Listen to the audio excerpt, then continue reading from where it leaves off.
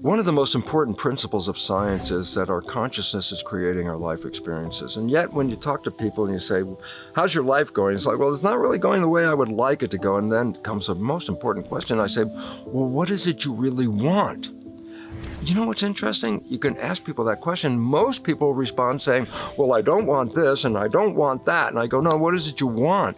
And I go, they never really focus on what they want. They just see what's not working and say they don't want that. And I go, but what does this lead to? I say, well, if you're focusing on what you don't want, I don't want this. I say, there's a picture in your mind that corresponds to what you just said.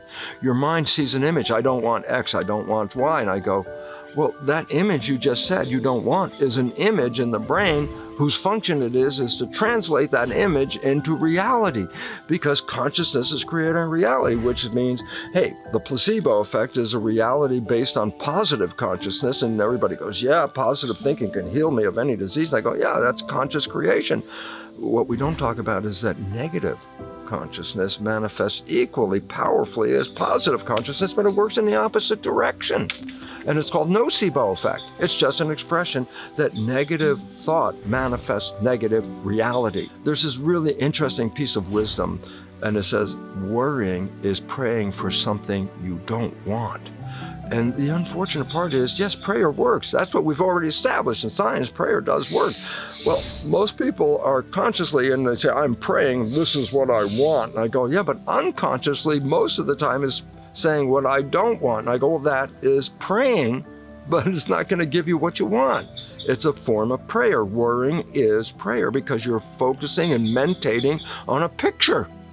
And you're looking at it, and the interesting thing is this, in this level of consciousness, when that picture is in the brain, it doesn't understand that I don't want this picture, because its job is to just manifest the picture.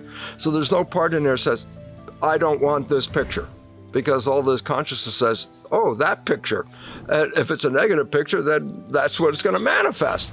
But it doesn't hear you say, I don't want that one. So a conclusion is profoundly important. Your thoughts manifest your reality. Recognize that science has revealed to us 60% or more of our thoughts are negative, redundant, and disempowering. So all of a sudden I said that 60% of your life by definition is not manifesting what you want. And therefore we really have to start, if you start to have a negative thing, like I had to do it myself. I remember the first day it really manifested me. I was thinking about all this idea, philosophically, and I'm in my car driving to a destination I'm supposed to be at, and I'm at a red light, and I realize I'm looking at the clock, and I'm going, oh my God, it's going to be trouble. I don't know if I can get there on time. And I was thinking, I'm not going to get there. And I was thinking, and all of a sudden I heard myself for one moment, you're not going to get there. You don't have enough time. I said, what are you broadcasting, Bruce? You're broadcasting, you're going to be late. I said, stop. And I actually remember I had a CD cover, and I put it in front of a clock on my car, so I couldn't see the time. And I just went the other way, and I said, I'm going to be there at the right time. That's it. That's all I do. I got no problem. I'll be there at the right time, which I also recognize. If I'm late, that's because they were also late, and I wasn't the only one that was late. If I was late, it was right on time.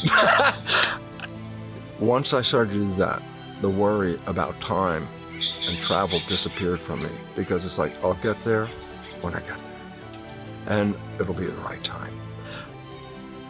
Hey, no watch, ladies and gentlemen. I said, when did Bruce take this watch off? I said, in 1978, he was an opportunity to be in the most beautiful part of Thailand on an island, and it was sitting on a beach, beautiful white sand, beautiful ocean blue, and I'm sitting on a beach, and then a thought, what time is it? And I look at my watch, and I go, what the hell are you talking about? What time? Who cares? You're on a beach in Thailand.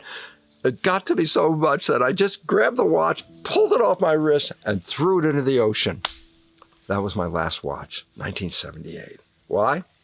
I'll be there at the right time.